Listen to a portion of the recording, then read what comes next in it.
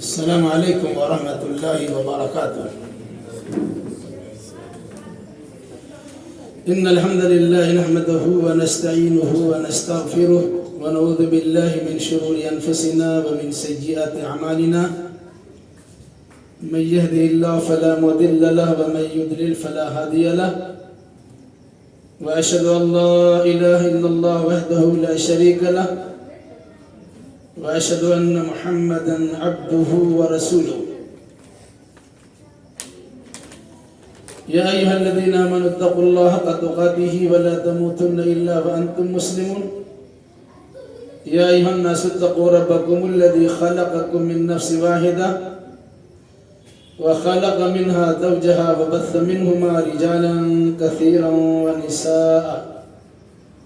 واتقوا الله الذي تساءلون به والأرحام إن الله كان عليكم رقيبا.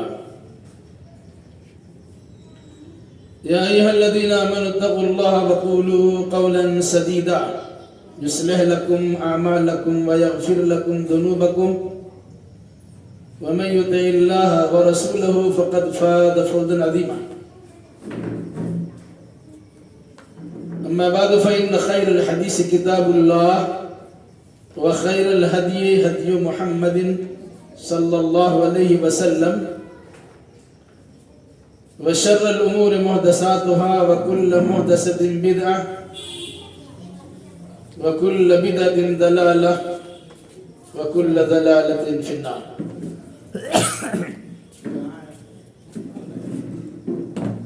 أعوذ بالله السميع العليم من الشيطان الرجيم. بسم الله الرحمن الرحيم.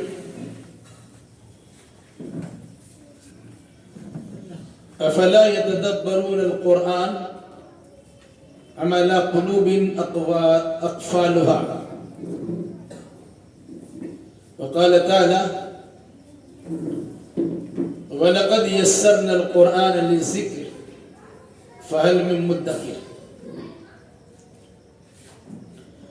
سبحانك لا علم لنا إلا ما علمتنا إنك أنت العليم الحكيم. رب اشرح لي صدري ويسر لي أمري واحلل عقدة من لساني يفقهوا قولي رب زدني علما.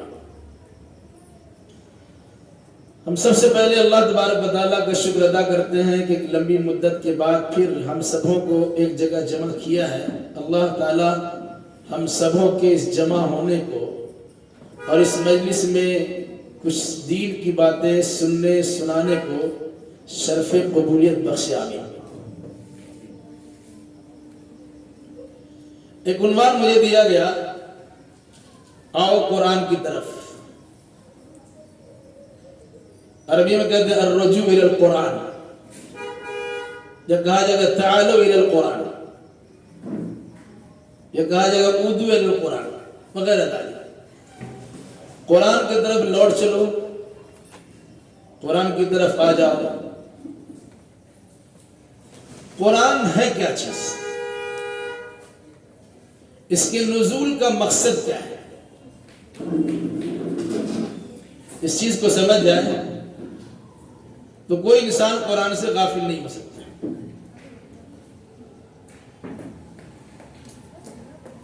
قیامت تک انسانوں کے رشد و ہدایت کے لیے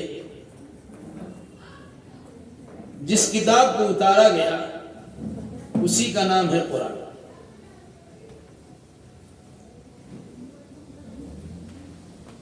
نبی آخر الزمان محمد الرسول اللہ صلی اللہ علیہ وسلم پر جو کتاب اتاری گئی اسی کا نام ہے قرآن. قرآن اللہ کی آخری کتاب, آخری پیغام, آخری ہدایت نامہ.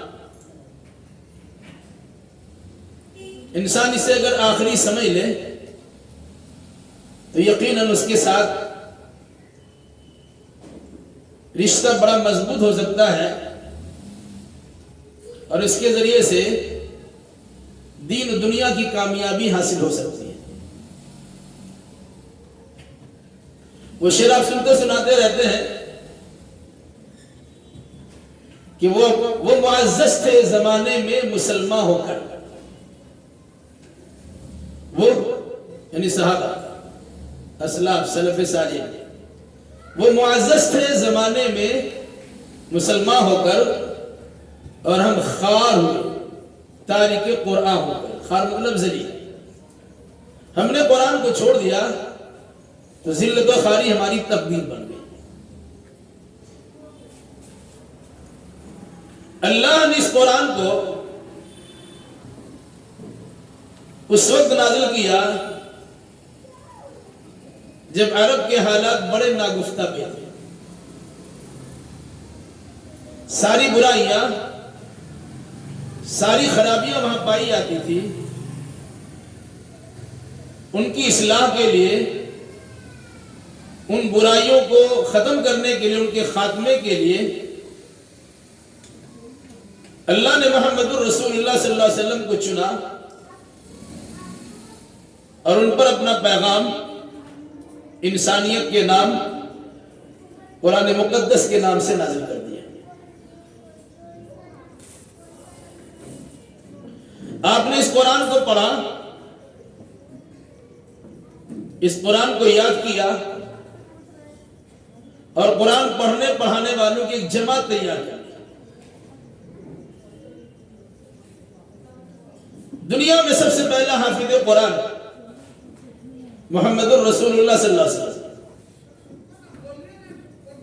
جن کے پاس جبریل امین نے قرآن مقدس کی آیات کو جستہ جستہ، وقفہ وقفہ سے نازل کیا۔ آپ نے اسے یاد رکھا، چونکہ آپ کو لکھنا پڑھنا آتا نہیں تھا، امی محض تھے، اس لیے آپ کے ساتھیوں میں سے جن کو لکھنا آتا تھا ان سے کہا یاد بھی کرو اور اسے لکھ لیا کرو۔ چمڑیوں پر، ہڈیوں پر، پتھیوں پر اور جھلیوں پر قرآن مقدس کی آیتیں لکھی گئی۔ جیسے جیسے آیتوں کا نزول ہوتا تھا، کچھ یاد کرنے والے افراد تیار ہوتے اور کچھ اسے لکھ لینے والے کاتبین وحی تیار، یعنی حفاظ کرام بھی تیار ہو رہے ہیں اور کاتبین وحی قرآن کے لکھنے والے بھی جمع ہو رہے ہیں۔ جتنی آیتیں آپ پر نازل ہو چکی ہوتی تھی، آپ کا طریقہ یہ تھا کہ آپ بے تاب ہو جاتے تھے،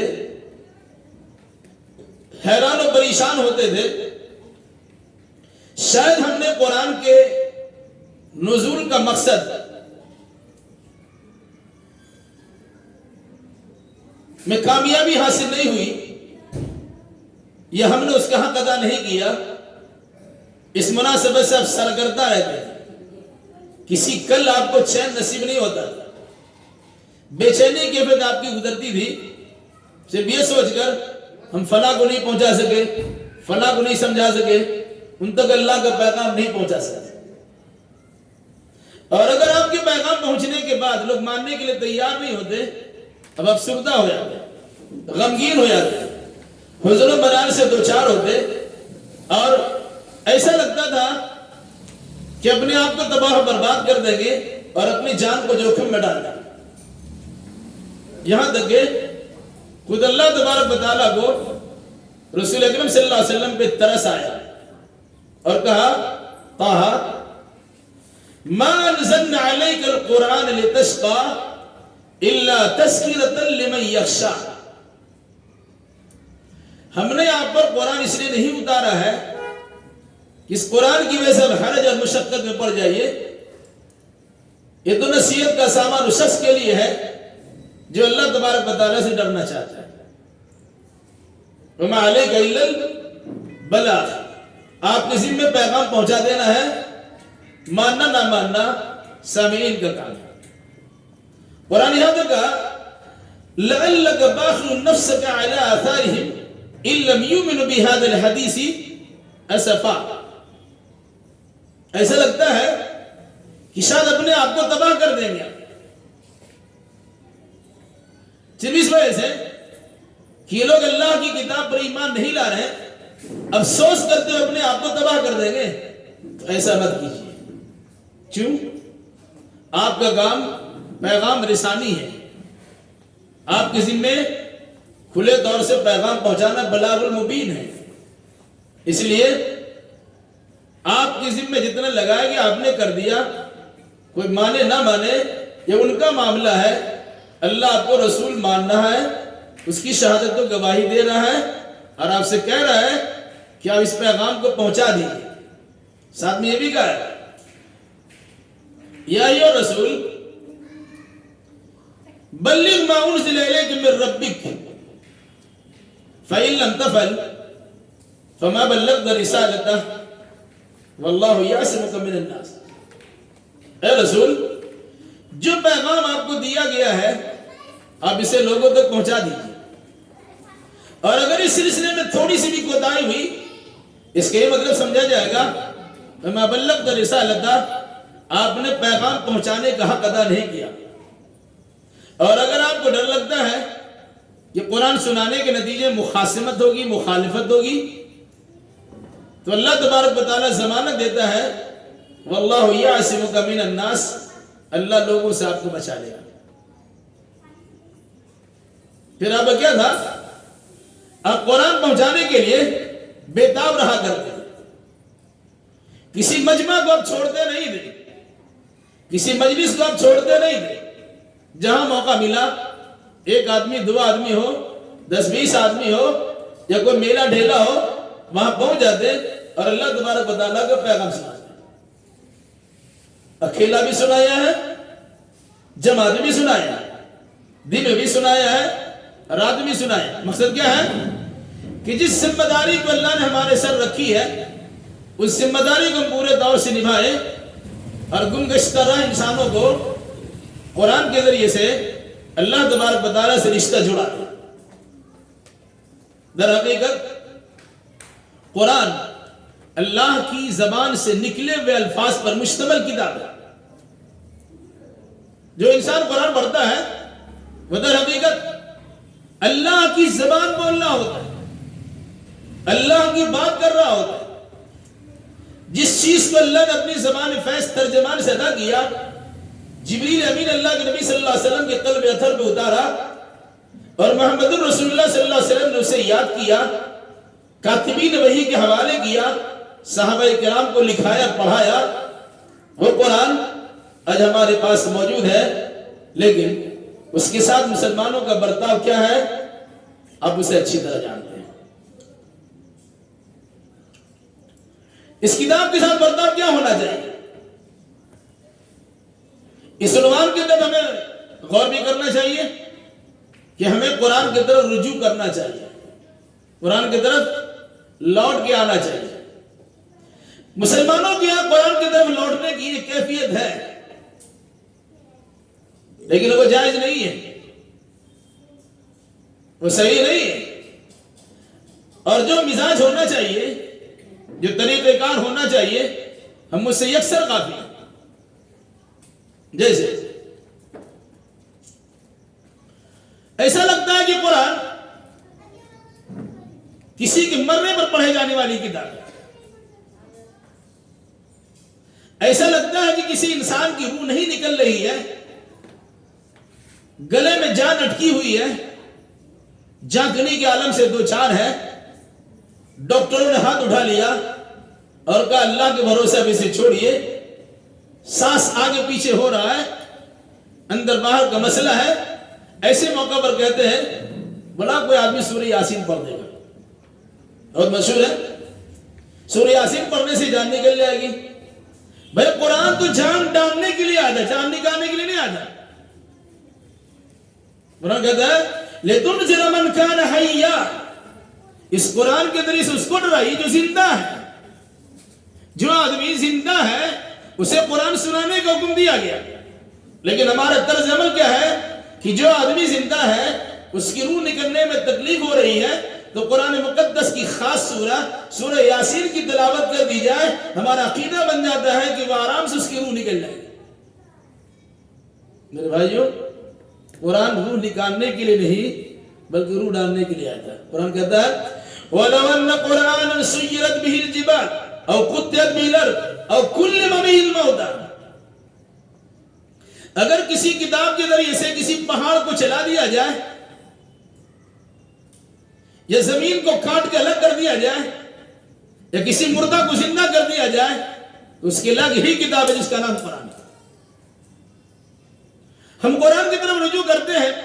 آپس میں جھگڑا ہوتا, دوست احباب میں لڑائی ہوتی, بھائی بہنوں میں وراثت کا مسئلہ کھڑا ہوتا, مجلس میں بیٹھتے ہیں, کسی نے چوری کر لی ہو, کسی نے کسی کا سامان غائب کر دیا ہو, شک کی سوئی اس کی طرف جا رہی ہو, جو قرآن پہ ہاتھ رکھ کے بولو کہ ہم نے یہ کام نہیں کیا. یہ ہے زینت ہماری. قرآن سے ہماری رشتہ کیا ہے؟ ہم قرآن کی طرف رجوع کرتے ہیں جب ہمارے حالات بگڑتے ہیں. دکان و مکان میں خیر و برکت نہ ہو, صبح سے لے کے شام تک کلکتے کی زبان میں بوہنی نہیں ہوتی, بیٹھے ہوئے ہیں, ایک حافظ قرآن کو متعین کر دیتے ہیں.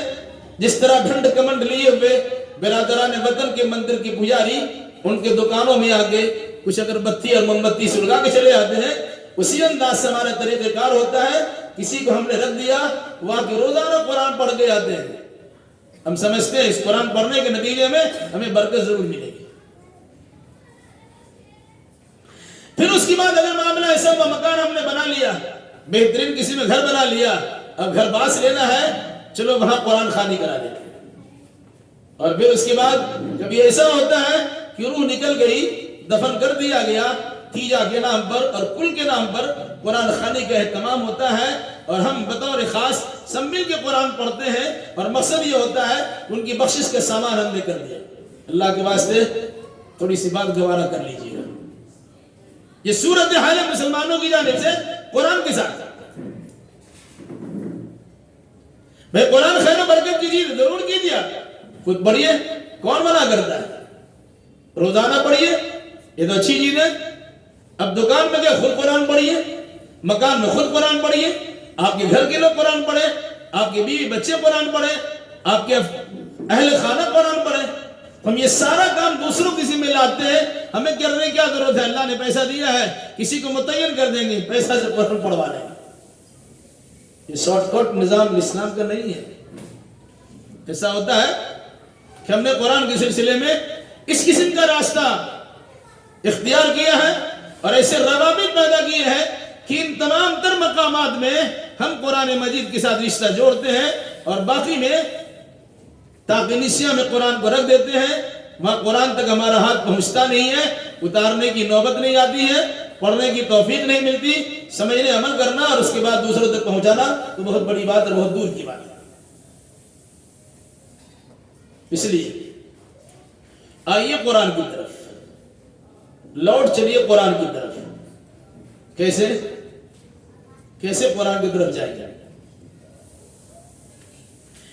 اس سلسلے میں یہ بات یاد رکھیے, ایک انسان پر اور بطور خاص مسلمان پر قرآن سے متعلق 5 حقوق ہیں. آپ اسے یاد رکھیں. سب سے پہلا کام یہ ہے کہ قرآن پر ایمان لائیے. کیسا ایمان؟ آمنوا کما آمن الناس, اسی طرح ایمان لائیے جس طرح محمد رسول اللہ صلی اللہ علیہ وسلم کے ساتھی اور صحابہ ایمان لائے تھے. اس کے نتیجے میں سب کچھ چھوڑنا پڑ گیا تھا. قرآن کی آیت سن لیا, ٹھکائی پڑ رہی ہے, پٹائی لگ رہی ہے, گھر سے نکالے جا رہے ہیں, کاروبار چھینا جا رہا ہے, بیوی بچے بھی چھین لیے جا رہے ہیں, ہجرت کرنے پر مجبور ہونا پڑتا ہے. ایسا ایمان چاہیے. آمنو کما آمن الناس. کہاں ہمارا ایمان؟ آج تو قرآن ہمارے گھر میں موجود ہے لیکن ہم گھر میں نہیں پڑھ پاتے. ایمان لانا ذمہ داری ہماری ہے. ہم پہلے قرآن پر ایمان لائیں. کیا ایمان لائیں؟ یہ قرآن اللہ کا آخری پیغام ہے جو قیامت تک کے لیے ہے. اب ہمارے رشد و ہدایت کے لیے کوئی کتاب نہیں آئے گا, ہماری رہنمائی کرنے کے لیے کوئی پیغام نہیں آئے گا. یہ کتاب ہمارے لیے کافی ہے. ہمیں اسی کو دیکھنا ہوگا صبح سے لے کے شام تک اور شام سے لے کے صبح تک، پیدائش سے لے کے وفات تک اور وفات سے لے کے قیامت تک، یہ سارے مسائل کو حل کرنے والی کتاب یہی قرآن ہے، یہی کتاب ہے۔ اس انداز سے ہمیں ایمان لانا ہوگا کہ ہم قرآن مقدس کی تعلیمات پر مطمئن ہیں، کسی دوسرے قوانین کا پابند نہیں ہے۔ اگر ایمان اس طرح ہو جائے تو ہمارے مسئلے گھر میں حل ہو جائے، ہمارے مسائل کا حل مسجد میں ہو جائے، مسلمانوں کا پنج بیٹھے گا، علماء اور مفتی بیٹھیں گے، مسائل ان کے حل ہو جائیں گے۔ لاکھوں کیسز ہمارے کورٹ کچہری میں نہیں ہوں گے اور کورٹ کچہری کے دروازے کھٹکھٹانے پر ہم مجبور نہیں ہوں گے، چونکہ ہمارے یہاں چور گھسا ہوا ہے۔ اگر یہاں ہوگا تو مولوی صاحب صحیح فیصلہ کر دیں گے، اس لیے بہتر ہے چلو وکیل کو کھلا پلا کر تیار کرو اور جج سے فیصلے غلط کروا لو اور کورٹ کچہری کا دروازہ کھٹکھٹاتے رہ جائے۔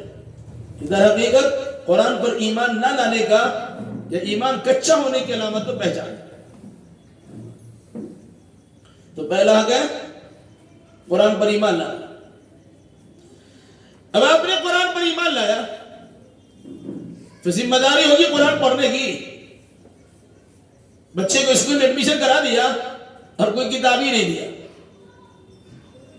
بچے اسکول میں ایڈمیشن لیا، وہاں کے سلیبس اور نصاب کے مطابق کتاب تو دیجیے گا، بچے کتاب تو پڑھے گی نہیں پڑھے گی؟ ایسا ہے کتاب رکھی رہ جائے اور بچے پاس کر جائیں گے، پڑھنے پڑھانے کی ضرورت نہیں ہوگی؟ کیا ایسا ہوتا ہے؟ ایمان لائے ہیں یعنی ایمان کی اسکول میں ہم نے نام لکھا لیا، سلیبس کے مطابق جو کتاب ہمیں دی گئی وہ صرف ایک ہی کتاب ہے جس کا نام قرآن ہے، وہ قرآن ہمارے پاس موجود ہے۔ اس مناسبت سے قرآن کا دوسرا حق اہل ایمان پر ہے کہ مسلمان ہیں تو قرآن پڑھیے۔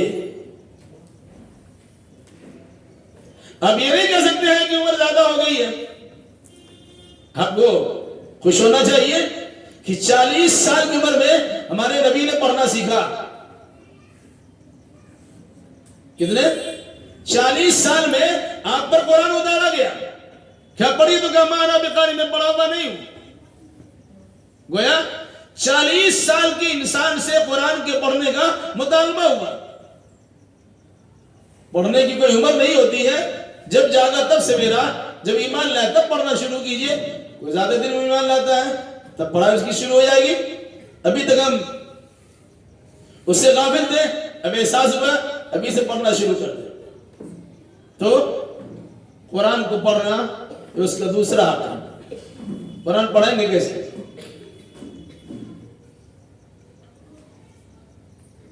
اسکول کے نصاب کو تیار کرانے کے لیے، پڑھانے کے لیے کسی بھی فن کے ماہر استاد کو بلاتے ہیں۔ ماہر ٹیچر کے بعد اپنے بچے کو ٹیوشن کے لیے بھیجتے ہیں۔ قرآن پڑھنے کی باری آتی ہے، کسی باجی کو پکڑ لیجئے، کسی ملا کو پکڑ لیجئے، وہ کسی طریقے سے قرآن آپ کو پڑھا دیں گے اور آپ پڑھ لیجئے گا۔ کیوں؟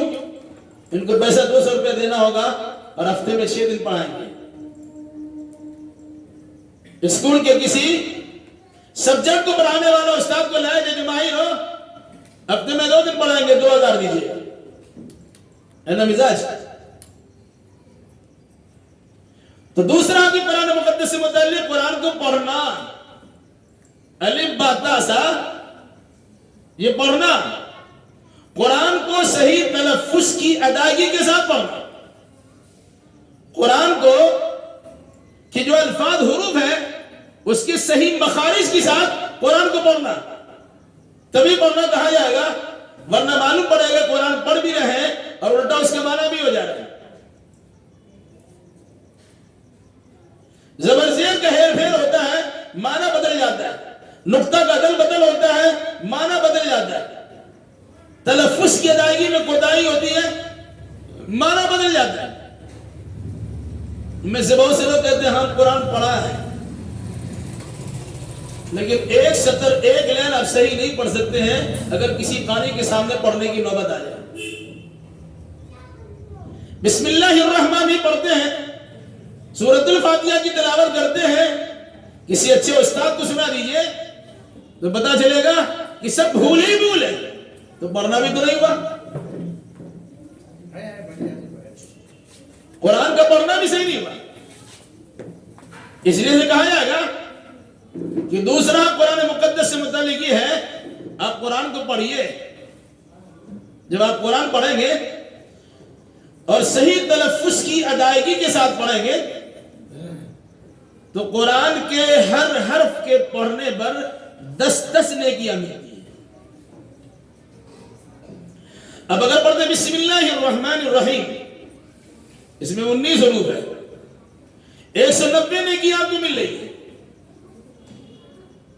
ہمیں 190 نیکی سے محروم کر دیا گیا جگہ جگہ پر 786 لگا کر. کہتے ہیں بسم اللہ کا بدل ہے اور ہم محروم کر دی گئے ثواب سے. ہماری زبان سے بسم اللہ الرحمن مدح ہوتے، ہم نے اسے چھوڑ دیا، 786 بھی استعمال کر لیا. الف لام میم پڑھتے آپ 3 حروف ہے، 30 نیکی آپ کو مل رہی ہے. اب اندازہ لگا لیجئے کہ پورے قرآن میں کتنے حروف ہیں، روزانہ کتنے حروف آپ پڑھتے ہیں اور کتنی نیکیاں آپ کو ملتی ہیں. تو صحیح تلفظ کی ادائیگی کے ساتھ اگر قرآن کی تلاوت آپ نے کی ہے، اس کے ہر حرف کے پڑھنے پر 10 نیکی آپ کو مل رہی ہے. اور خوشخبری بھی سن لی، ایک آدمی قرآن پڑھنا چاہتا ہے، وہ اٹک اٹک کے پڑھتا ہے، کوشش کر رہا ہے قرآن پڑھنے کی، لیکن تیز رفتاری کے ساتھ پڑھ نہیں پاتا، لیکن کوشش کرتا ہے. تو کہا اگر کوئی انسان قرآن پڑھتا ہے، رک رک کے پڑھتا ہے، جان بوجھ کے نہیں، رک رک کے پڑھتا ہے سیکھنے کی وجہ سے، ایسے انسان کو دوہرا اجر ملتا ہے، ڈبل ثواب ملتا ہے. اس لیے قرآن کا دوسرا حق قرآن کو پڑھنا ہے. پہلا حق ایمان لانا، دوسرا حق قرآن کو پڑھنا. قرآن پڑھنے کے ساتھ ساتھ تیسرا حق ہے قرآن کو سمجھنا. یہ نظام بگڑا ہوا ہے، تعلیمی نظام بگڑا ہوا ہے. اب ابتدائی مرحلے کے بچے کو، KG نرسری کے بچے کو انگلش پڑھاتے ہیں، A for ایپل سکھاتے ہیں، لیکن ہم عمر کی آخری انتہا کو پہنچ جاتے ہیں، لیکن الف سے لے کے یا تک تیار ہونے والے الفاظ کے ہم معنی بھی نہیں جانتے. پہلے الف بے چلتا تھا، ابھی الف با چل رہا، اسی میں لوگ اٹکے ہوئے. الف سے اللہ بھی سکھا سکتے تھے، بے سے بسم اللہ سکھا سکتے تھے، تا سے توبہ سکھا سکتے تھے، جیم سے جنت سکھا سکتے تھے، وغیرہ وغیرہ. اس قسم کے جو ابتدائی حروف ہیں، جنہیں حروف تہجی کہتے ہیں یا حروف ہجائی کہتے ہیں، ہم پڑھتے بھی ہیں اور پڑھتے چلے جاتے، زندگی ختم ہو جاتی، لیکن ہم اس کے معنی مطلب کو سمجھ نہیں پاتے. تو کہا قرآن پڑھیے، یہ دوسرا حق ہے. تیسرا حق مسلمان کے ذمے قرآن کو سمجھنا، قرآن سمجھ کے پڑھو. قرآن سمجھنے میں دقت ضرور ہے، کوئی منمانی طریقے سے قرآن سمجھ نہیں سکتا ہے. عربی جان لینے سے کوئی انسان قرآن سمجھ جائے گا، یہ بھی بنیادی بھول ہے. کچھ لوگ عربی پڑھتے پڑھاتے ہیں، وہ سمجھتے کہ عربی پڑھ لیا تو قرآن سمجھ لیا. حضرت عبداللہ ابن عمر رضی اللہ تعالیٰ عنہ کو سورہ بقرہ پڑھنے میں 8 سال لگے تھے. کیا ان کو عربی نہیں آتی تھی؟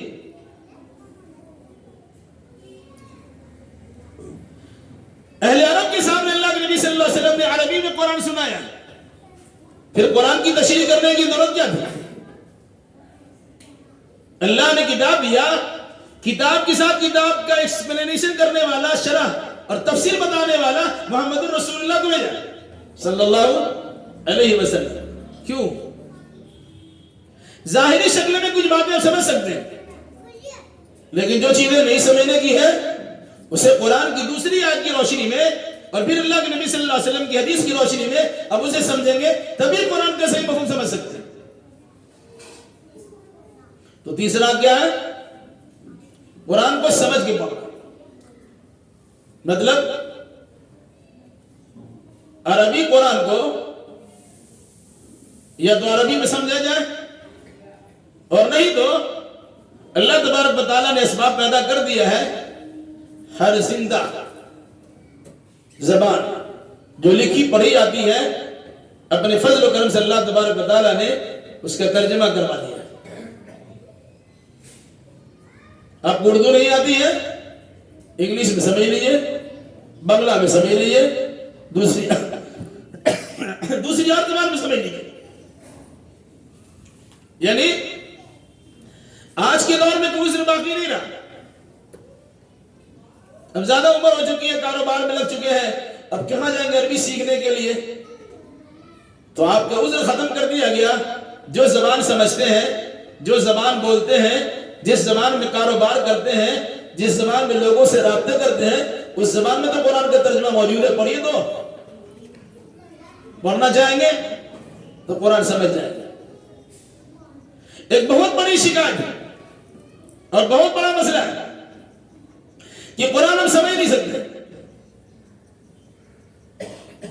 مسلمان قرآن سمجھ نہیں سکتا، کرسچن قرآن سمجھ لے رہا ہے، یہودی قرآن سمجھ لے رہا ہے، بدھسٹ قرآن سمجھ لے رہا ہے، غیر مسلم قرآن سمجھ لے رہا ہے، دہریہ اور ملحد قسم کے لوگ قرآن سمجھ لے رہا ہے، فلمی دنیا میں کام کرنے والے اور بالیہ قرآن سمجھ لے رہی ہے، کھیل کے میدان میں کام کرنے والا آدمی قرآن سمجھ لے رہا ہے۔ وہ اپنی زبان میں قرآن کو پڑھتا ہے، سمجھتا ہے، اس پر ایمان لاتا ہے، لیکن مسلمان قرآن مقدس کی ذات جذباتی لگاؤ رکھتا ہے اور اس کے باوجود قرآن سمجھتا نہیں۔ تعجب کی بات نہیں ہے۔ تو قرآن کا تیسرا کیا ہے؟ قرآن کو سمجھ کے پڑھنا۔ قرآن کہتا ہے وَلَقَدْ يَسَّرْنَا الْقُرْآنَ لِلذِّكْرِ فَهَلْ مِن مُدَّكِرٍ، سورہ قمر میں 4 مرتبہ اللہ نے کہا ہے یقیناً ہم نے قرآن کو عبرت و نصیحت حاصل کرنے کے لیے آسان بنا دیا ہے کوئی نصیحت حاصل کرنے والا؟ یعنی قرآن کو سمجھنے کے لیے ہم نے آسان کر دیا ہے کوئی قرآن سمجھنے والا؟ تو قرآن سمجھنے کی کوشش کریں گے تو آپ سمجھ جائیں گے، اور اگر کوشش ہی نہیں ہوگی تو کچھ بھی نہیں سمجھ سکتے آپ۔ اگر کوئی انسان قرآن میں غور نہیں کرتا، تفکر تدبر نہیں کرتا، اس میں فکر نہیں کرتا، اس کی معنی مطلب کو سمجھنے کی کوشش نہیں کرتا، ہم تو اپنے آپ کو بڑا سمجھ سکتے ہیں، ہم بڑے ہیں، کھلے دل کے انسان ہیں، دماغ ہم کھلے رکھتے ہیں، لیکن قرآن کہتا ہے افلا یتدبرون القرآن ام علی قلوب اقفالها، یہ لوگ قرآن میں غور و فکر کیوں نہیں کرتے کہ ان کے دل میں تالے پڑے ہوئے ہیں؟ جو انسان قرآن میں تدبر نہیں کرتا، تفکر نہیں کرتا، اس سے بصیرت حاصل نہیں کرتا، اسے معرفت حاصل نہیں کرتا، اسے جاننے کی کوشش نہیں کرتا، اس کو سمجھتا نہیں ہے، وہ انسان اپنے آپ کھلا دل میں سمجھتا ہوگا، لیکن قرآن کہتا ہے ان کے دل میں تالے پڑے ہوئے ہیں۔ یہی وجہ ہے کہ سوچنے سمجھنے کی صلاحیت سے محروم کر دیا۔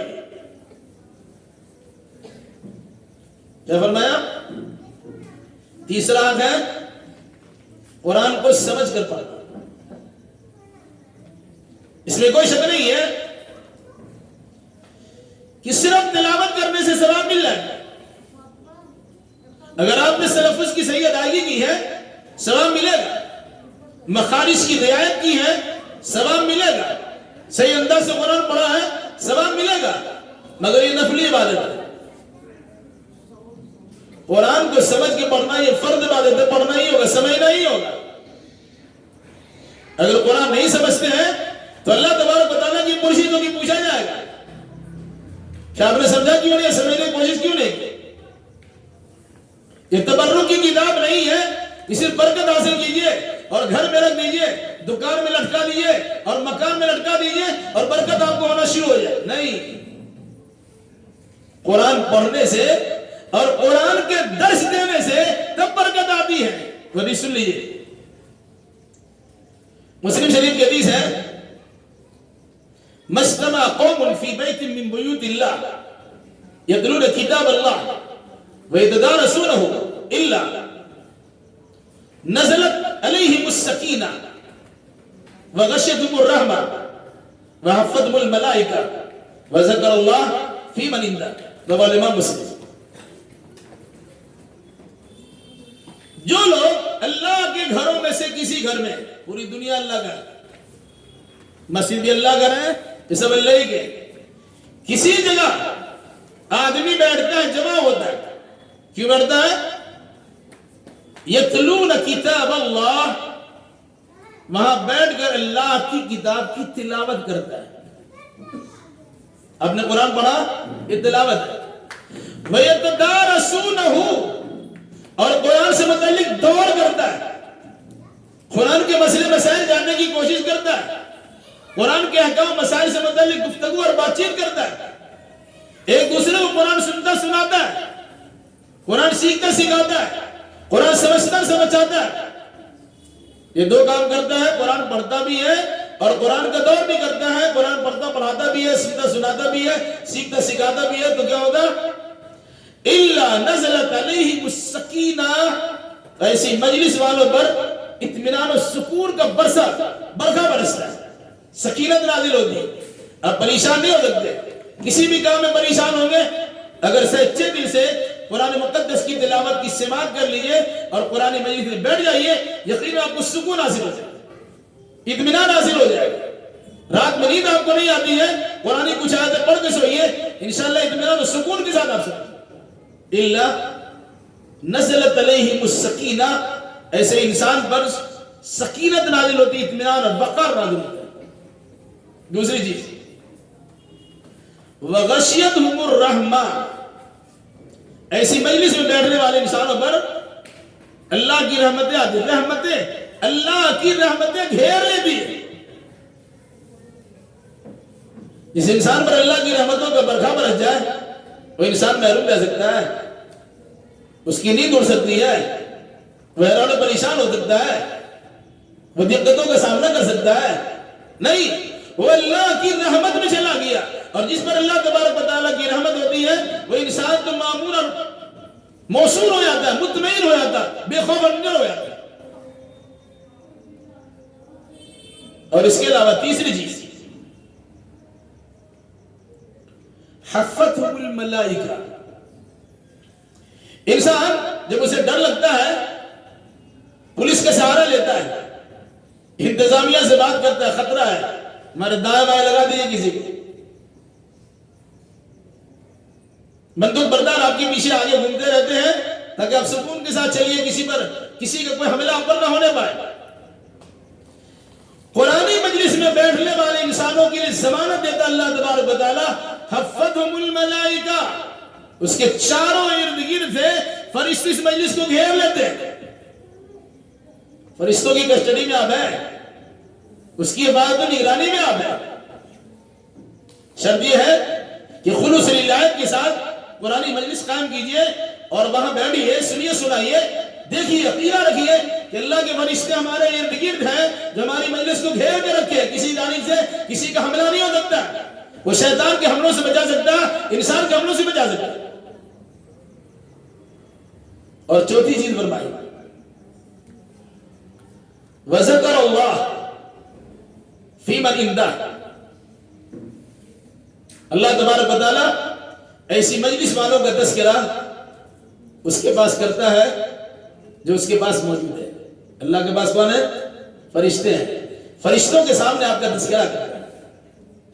کیا تذکرہ ہے؟ ذرا غور کر لیجئے۔ تھوڑی دیر کے لیے اگر آپ چلے آئیں، جس دن حضرت آدم علیہ السلام کو پیدا کرنے کا ارادہ کیا گیا اور بات آئی تھی انی جاعل فی الارض خلیفہ، میں روئے زمین پہ خلیفہ بنانے والا ہوں، فرشتوں نے کیا کہا تھا؟ اتجعل فیها من یفسد فیها ویسفک الدماء ونحن نسبح بحمدک ونقدس لک قال انی اعلم ما لا تعلمون۔ اللہ زمین پر ایسی مخلوق کیوں پیدا کیجئے گا جو فتنہ فساد کرے، خوردی مچائے، قتل و غارت گری کرے؟ تیری تسبیح کے لیے، تقدیس کے لیے، بزرگی بیان کرنے کے لیے ہم کافی ہیں۔ اللہ نے کیا کہا؟ انی اعلم ما لا تعلمون، جو میں جانتا تم نہیں جانتے۔ ان فرشتوں کے سامنے اللہ تبارک و تعالیٰ تذکرہ کرتا ہے، یہ وہ انسان ہے جن کے بارے میں تمہارا خیال یہ تھا، اب دیکھو ان کے بارے میں کیا کہہ رہے ہو، یہ تو ہماری کتاب کی تلاوت کر رہے ہیں، ہماری کتاب سمجھنے سمجھانے کی کوشش کر رہے ہیں، اس کے بارے میں کیا خیال ہے؟ ایسی کتاب ہم نے ان کے پاس رکھی ہے جو کائنات کی تقدیر کو سنوارنے والی ہے، قیامت تک ایک گمگشتہ رہے انسانوں کو رہنمائی کرنے والی ہے۔ اسی کتاب کو تو پڑھتے پڑھاتے ہیں، آخر ایسے ہی انسان فساد کرنے والے کیسے ہوں گے، بگاڑ پیدا کرنے والے کیسے ہوں گے، خونریزی مچانے والے کیسے ہوں گے، تمہارا دعویٰ غلط ہوا کہ نہیں ہوا، وغیرہ وغیرہ۔ کیا فرمایا؟ فرشتے گھیرتے ہیں اور اللہ تبارک و تعالیٰ ایسی مجلس والوں کا تذکرہ کر رہا ہے۔ اب یقین کیجئے کہ ہم لوگ بیٹھے ہیں قرآن سے متعلق باتیں سن رہے ہیں، اللہ تبارک و تعالیٰ فرشتوں کے سامنے ہمارا تذکرہ کر رہا ہے، نام لینے کے تذکرہ کر رہا ہے۔ فلاں بزرگ کو دیکھا، فلاں جوان کو دیکھا، فلاں بچے کو دیکھا، فلاں خاتون کو دیکھا، ان کے گود میں بچیوں کو دیکھا، یہ سب تے اللہ تیرے ذکر میں لگے ہوئے، قرآن کی تلاوت میں لگے ہوئے ہیں، قرآن کی سماعت میں لگے ہوئے ہیں، قرآن پڑھنے پڑھانے میں لگے ہوئے ہیں، قرآن سیکھنے سکھانے میں لگے ہوئے۔ ایسی مجلس سے جو انسان دوچار ہوتا ہے وہ اللہ کی رحمتوں سے مالا مال ہوتا ہے۔ بات دوسری باتوں میں بندے کیا طلب کرتے ہیں، مقصد کیا ہے؟ اللہ ان کا طلب یہ ہوتا ہے کہ تو اسے معاف فرما دے۔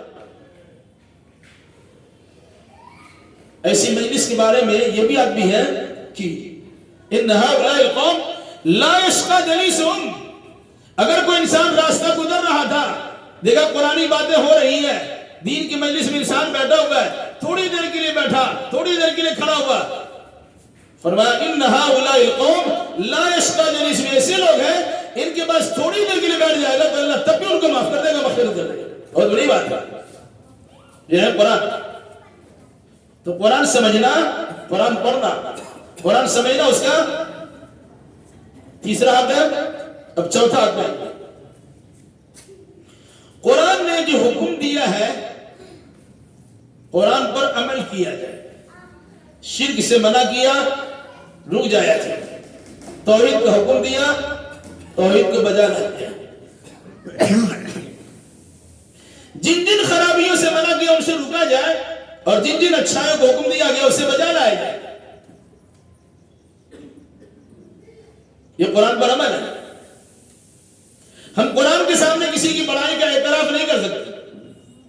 بڑا سے بڑا قانون ہمارے سامنے آ جائے اور قرآنی قانون ہمارے پاس ہو، ایک مسلمان ہونے کی حیثیت سے قرآنی تعلیمات کو عمل میں لانا یہ ہماری ذمہ داری ہے۔ تو چوتھا کیا ہے؟ قرآن پر عمل کرنا۔ صحابہ نے قرآن کو پڑھا بھی، قرآن پر ایمان لایا، قرآن کو پڑھا، قرآن کو سمجھا اور کیا کیا؟ عمل کیا۔ تو اونٹ اور بکری کے چلانے والے سردار بن گئے، رہزنی ڈکیتی کرنے والے قوم کے رہبران بن گئے، بدو قسم کے لوگ تحریر یافتہ کہلانے لگے۔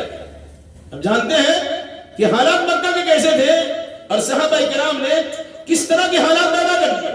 کیوں؟ ایک قرآن مقدس کی آیتوں پر ایمان لانے، اس کی تلاوت کرنے، اس کے سمجھنے اور اس پر عمل کرنے کے نتیجے۔ تو چوتھا کیا ہے؟ قرآن پر عمل کرنا۔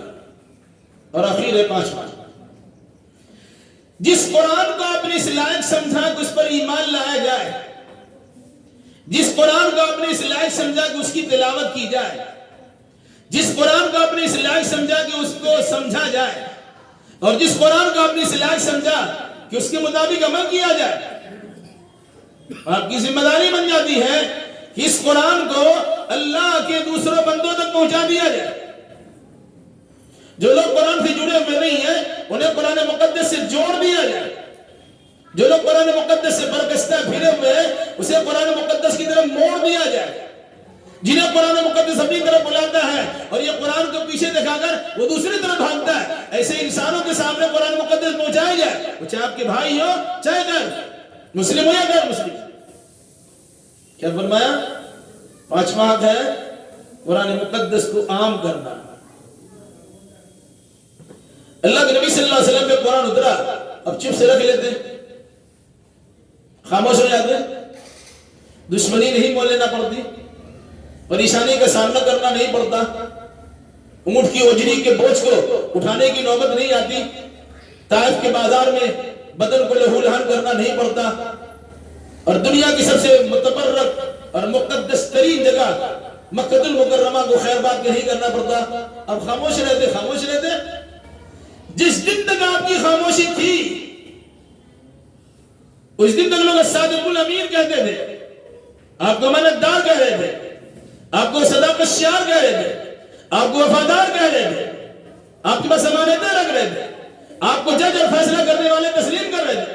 لیکن جس دن آپ نے زبان کھولی اور قرآن مقدس کے پیغام کو لوگوں تک پہنچانے کی کوشش کی، اسی دن آپ کے سب مخالف ہیں. تو قرآن ہمارے پاس تو موجود ہے. غور کیجئے گا تھوڑی دیر کے لیے. ایک آدمی کھڑا ہوتا ہے جن کا نام محمد الرسول اللہ صلی اللہ علیہ وسلم ہے. جہاں 360 معبودان باطل رکھے ہوئے ہیں، ان کی پجاریوں کے سامنے آنکھوں میں آنکھیں ڈال کر ان کے سامنے گفتگو کی کہ اللہ کی سوا عبادت کے لائق کوئی نہیں. یہ قرآن کا فرمان ہے. آج اپنے ساتھیوں کو نہیں بتا سکتے، دوست احباب کو سمجھا نہیں سکتے، ملنے جلنے والوں کو سکھا نہیں سکتے، تو برادران بدر کو دعوت کہاں سے دیں گے؟ تبلیغ غیروں کے سامنے کیسے ہم کر سکیں گے؟ ہم اپنے ہی گھر میں کچھ نہیں کر پاتے ہیں، نتیجے کے طور پر ہم خاموش بیٹھے ہوئے.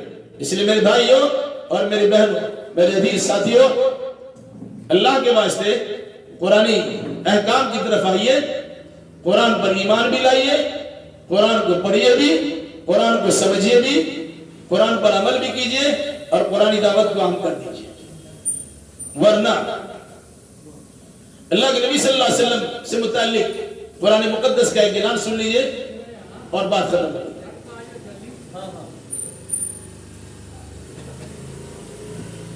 من اعرض عن ذکری فإن له معیشة ضنکا ونحشره یوم القیامة اعما قال رب لما حشرتنی اعما وقد كنت بصیرا قال كذلك اتتك آیاتنا فنسیتها فكذلك اليوم تنسى. اس سے پہلی بات یہ سنائی جا چکی ہے، جو انسان اللہ کے ذکر سے منہ موڑتا ہے، ذکر سے مراد اِنَّا نَحْنُ نَزَّلْنَا الذِّكْرَ وَإِنَّا لَهُ لَحَافِظُونَ، ہم نے اس ذکر بھری کتاب قرآن مقدس کو نازل کیا ہے اور اس کی حفاظت کی ذمہ دار ہم ہی ہے. تو جو انسان قرآن سے منہ موڑتا ہے، قرآن سے رخ پھیر لیتا ہے، قرآن کو پیٹ دکھا دیتا ہے، قرآن کو بس پٹ ڈال دیتا ہے، اعراض کرتا ہے، روگردانی کرتا ہے، کیا فرمایا؟ دنیاوی سزا بھی دیں گے اور اخروی سزا بھی. فَإِنَّ لَهُ مَعِيشَةً ضَنْكَا، اس کی روزی تنگ کر دیں گے، ان کی معیشت تنگ کر دیں گے، ان کا جینا دشوار کر دیں گے. زمین تمام تر وسعتوں کے باوجود ان کے لیے تنگ پڑ سکتی ہے. فَإِنَّ لَهُ مَعِيشَةً ضَنْكَا، معیشت تنگ ہو جائے گی، جینا دشوار ہو جائے گا. یہ تو دنیا میں سزا ہے. وَنَحْشُرُهُ يَوْمَ الْقِيَامَةِ أَعْمَى، اور کل قیامت میں ہم ایسے انسان کو اندھا بنا کے اٹھائیں گے.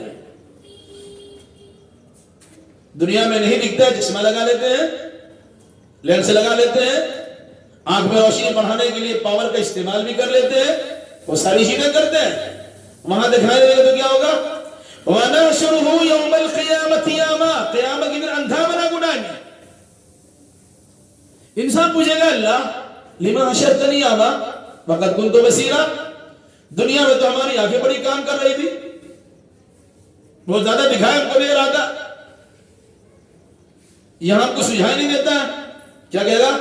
كَذَلِكَ أَتَتْكَ آیَاتُنَا فَنَسِيتَهَا فَكَذَلِكَ الْيَوْمَ تُنسَى، جس طرح تمہارے پاس ہماری آیتیں آئی تھی تم نے اسے بھلا دیا تھا، اس کی طرف توجہ نہیں کیا تھا، اس کی طرف آنکھ نہیں لگائی تھی، اس کے پڑھنے کے لیے تم نے نگاہوں کا استعمال نہیں کیا تھا، ایسی آج تم کو بھلا دیا جاتا. اندازہ لگا لیجیے. اگر ہم قرآن سے دور بھاگتے ہیں تو اندھے بن سکتے ہیں قیامت میں، کیونکہ قرآن ہمارے پاس ہے، ہم کو تو سمجھ میں نہیں آتا، ہم پڑھ بھی نہیں پاتے، معنی مطلب بھی نہیں سمجھتے، عمل بھی نہیں کر پاتے، دوسروں کو پیغام پہنچا بھی نہیں سک رہے. یہ سب اعتبار سے ہم نے قرآن کو چھوڑ دیا ہے. نتیجے کے طور پر کیا ہوگا؟ معیشت ہماری تنگ ہوگی، جینا ہمارا دشوار ہو جائے گا اور قیامت کے دن اندھے بنا کے اٹھائے جائیں گے. اللہ رحم فرمائے. اور اس پر سے ایک شکایت سن لیجئے اور بات ختم. اس سے پہلے بات آپ کے سامنے آ چکی ہے. اگر کسی انسان کے لیے اللہ کے نبی صلی اللہ علیہ وسلم نے شفاعت کر دی کہ اللہ یہ میری امتی کے لوگ ہیں اسے بخش دیا جائے, وہ جہنم میں جل کر کوئلہ بن چکا ہوگا, پھر بھی اللہ کے نبی صلی اللہ علیہ وسلم کی شفاعت نصیب ہوگی, ایسے انسان کو وہاں سے نکالا جائے گا اور نہر الحیات میں غوطہ دیا جائے گا. ایسا لگے ابھی غسل کر کے آدمی آ رہا ہے اور کہا جائے گا چلے جنت میں چلے جاؤ. یہ عقیدہ ہمارا ہونا چاہیے. کسی گناہگار سے گناہگار انسان کے لیے اللہ کے نبی صلی اللہ علیہ وسلم نے شفاعت کر دیا, سفارش کر دی, اس کی بخشش کی دعا مانگ لی, تو اللہ تبارک و تعالیٰ آپ کی لاج رکھے گا, ایسے جہنمی انسان کو جہنم سے نکالے گا اور جنت میں داخل کرے گا. وہی دوسرا عقیدہ بھی رکھیے, اگر کوئی انسان ابھی جنت میں نہیں گیا, جنت کے دروازے پر پہنچ گیا, اب جائے تب جائے, اور اس انسان کے بارے میں اللہ کے نبی صلی اللہ علیہ وسلم نے شکایت کر دی, تو ہمارا عقیدہ یہ ہونا چاہیے کہ جس کے لیے آپ نے شکایت کر دی وہ انسان اب جنت کی خوشبو سونگھ نہیں سکتا, جنت کے دروازے سے داخل ہو نہیں سکتا, پھر ان انسان کو جہنمی میں جھونک دیا جائے گا. کس کے لیے شکایت کریں گے پتہ ہے؟ پورے قرآن میں اللہ کے نبی صلی اللہ علیہ وسلم کی صرف ایک شکایت نقل کی گئی ہے, اور وہ شکایت کیا ہے؟ وقال الرسول یا رب ان قوم اتخذوا هذا القرآن مہجورا. اور کل قیامت کے دن اللہ کے رسول کہیں گے اے اللہ, اے میرے رب, یہی میرے قوم کے لوگ ہیں جنہوں نے قرآن کو چھوڑ دیا تھا. اگر اللہ کے نبی صلی اللہ علیہ وسلم نے ہمارے متعلق شکایت کر دی یہ قرآن چھوڑنے والے لوگ ہیں, کہاں جائیں گے بتا نہیں, فیصلہ کر لیجئے. جب اللہ کے نبی صلی اللہ علیہ وسلم کی شفاعت مانی جائے گی تو اللہ کے نبی صلی اللہ علیہ وسلم کی شکایت بھی قبول کی جائے گی. اور شکایت کیا ہے؟ اپنے لیے شکایت نہیں ہے, روزی روٹی کی شکایت نہیں ہے, ہمیں کھلائے پلا نہیں, ہمیں دعوت نہیں دیا, ہماری تعلیم و تقریر نہیں کی, یہ شکایت نہیں ہے. اے اللہ جس کتاب کی ترویج و ارشاد کے لیے تو نے ہمیں بھیجا تھا, ہم نے اس کتاب کو ان کے حوالے کر دیا, لیکن میرے قوم کی یہ لوگ ہیں جنہوں نے قرآن مقدس سے متعلق ایسی بے احترامی برتی ہے کہ اس کو تو چھوڑ ہی دیا. یا رب ان قوم اتخذوا هذا القرآن مہجورا. فسیر نے لکھا ہے اگر کوئی انسان قرآن پر ایمان نہیں لایا اس نے بھی چھوڑ دیا, کوئی انسان قرآن مقدس کو صحیح نہیں پڑھا اس نے بھی چھوڑ دیا, کوئی انسان قرآن مقدس کو نہیں سمجھا اس نے بھی چھوڑ دیا, کوئی انسان قرآن مقدس پر عمل نہیں کیا اس نے بھی چھوڑ دیا, اور جس نے قرآن مقدس کی تعلیمات کو دوسروں تک نہیں پہنچایا اس نے بھی چھوڑ دیا. یہ سب چھوڑنے کی شکلیں ہیں. اس لیے رسول کی شکایت سے بچیے, اور دنیا میں اپنی ڈگری بنانے کے لیے قرآن کی طرف رجوع کیجیے, قرآن پڑھنے پڑھانے کا ماحول قائم کیجیے, گھر میں قرآن پڑھنے کا ایک ماحول بنائیے. 24 گھنٹے میں جتنا موقع ملے 10-15 آدھا گھنٹہ ہی سے 10-15 منٹ آدھا گھنٹہ سے ہی سب کو لے کے بیٹھیے, کوئی قرآن کا ترجمہ پڑھ کے سنائیے. جہاں سمجھ میں نہ آئے جس عالم سے آپ کی طبیعت بھرتی ہے ان سے رابطہ قائم کیجیے, اس کی تشریح کر دیجیے, لیکن قرآن سے جوڑنے کی کوشش کیجیے. خود بھی قرآن ترجمے سے پڑھیے, بچوں کو ترجمے سے پڑھوائیے, گھر کی عورتوں کو ترجمے سے پڑھوائیے, رشتہ داروں کے نظام قائم کیجیے قرآن پڑھنے پڑھانے کا. پھر آپ لوگوں کو موقع ملے ہفتہ ہفتہ آپ لوگ بیٹھ کے پڑھ سکتے ہیں, کسی عالم کی نگرانی میں ہو, کسی صحیح تفسیر کی روشنی میں ہو, جہاں بات سمجھ میں نہ آئے کسی عالم سے رابطہ قائم کر سکتے ہیں, بھائی ذرا اس کے مفہوم سمجھا دیجیے. تو پڑھنے پڑھانے کا نظام ہونا چاہیے. اس لیے قرآن اللہ کی کتاب میرے بھائیوں اور میری بہنوں صرف تبرک والی کتاب نہیں ہے. قرآن پڑھیے گا تبرک ہے, قرآن پر ایمان لائے گا تبرک ہے, قرآن کو سمجھیے گا برکت کی چیز ہے, قرآن پر عمل کیجیے گا برکت ہی برکت ہے. اس سے بڑھ کے اور کیا بات ہو سکتی ہے کہ مجلس کے فرشتے گھیر لے, اللہ کی رحمتوں کا برکھا برس جائے اور گناہگاروں کی بخشش ہو جائے, انہیں مغفرت عامہ اسے مل جائے, اور اللہ تبارک و تعالیٰ ایسے انسان کا تذکرہ اپنی مجلس میں فرشتوں کے سامنے کرے. اس سے بڑی بات کیا ہو سکتی ہے؟ اس لیے میری گزارش ہے آپ تمام سے کہ قرآن سے رشتہ جوڑیے اور قرآن پڑھنے پڑھانے کی کوشش کیجیے. کوشش یہ کیجیے کہ قرآن پڑھیں گے بھی، قرآن سمجھیں گے بھی. آپ میں سے کوئی ایسا نہیں کہ اب ہم کیا پڑھیں گے، عمر تو ہماری زیادہ ہو گئی. نہیں، ہم 70 سال کے بوڑھا کو بھی ہم نے قرآن پڑھایا ہے. ان کو شوق کو مولانا صاحب کو پڑھا دیجیے. حالانکہ پڑھاتے نہیں، لیکن ان بزرگ کے شوق کی بنیاد پر میں نے ان کو قرآن سکھایا.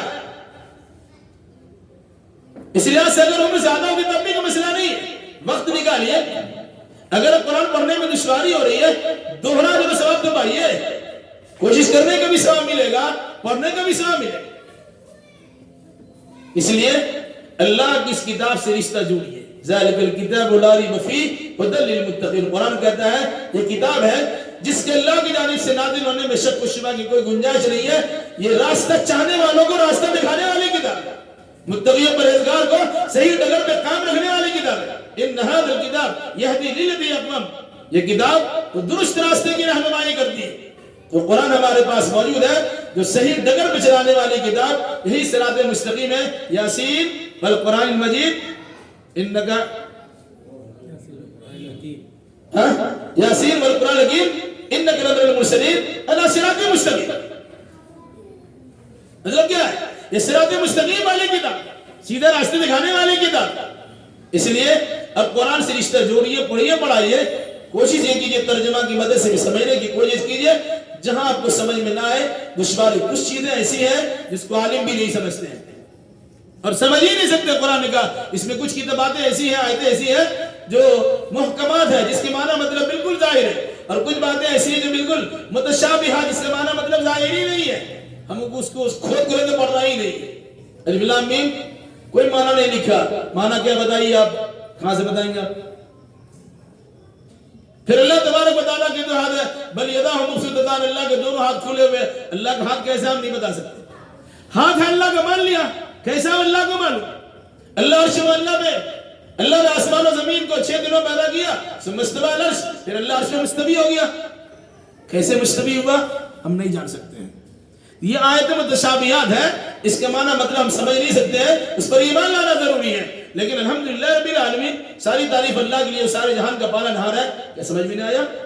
قل هو اللہ احد، آپ کہہ دیے کہ اللہ ایک ہے. کیا سمجھ میں نہیں آیا؟ قل اعوذ برب الفلق، آپ کہہ دیے کہ صبح کے رب کی میں پناہ میں آتا ہوں. سمجھ میں نہیں آیا؟ تو جو باتیں سمجھ میں آنے والی بات ہے سمجھ جائے گا، جو سمجھ میں نہیں آنے والی ہے ان کو کسی عالم سے پوچھ لیے گا، اور جو عالموں کی سمجھنے والی بات بھی نہیں ہے اس پر ایمان لے آئیے.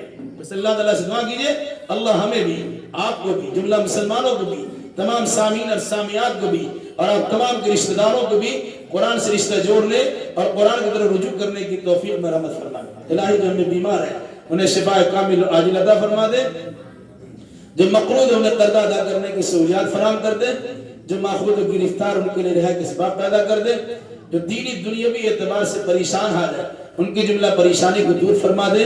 جن جن لوگوں نے دعا کی درخواست کی الہی تو اپنے فضل و کرم سے ہر قسم کی آفات و بلیات سے انہیں محفوظ رکھ، ان کی جائز مراد کو پوری فرما دے. الہی جہاں درس ہو رہا ہے اس بلڈنگ کے لوگوں کو بھی محفوظ رکھ، ہر قسم کی آفات و بلیات سے بچائے رکھ، ہر قسم کی پریشانیوں سے دور رکھ. کتاب اللہ کا ماحول قائم کرنے اور کتاب اللہ کے سمجھنے سمجھانے کے لیے جو ماحول ہونا چاہیے اس کی توفیق رفیق عطا فرما. اقول قولی ھذا واستغفر اللہ لی ولکم ولسائر المسلمین وآخر دعوانا ان الحمد للہ رب العالمین. السلام علیکم ورحمۃ اللہ.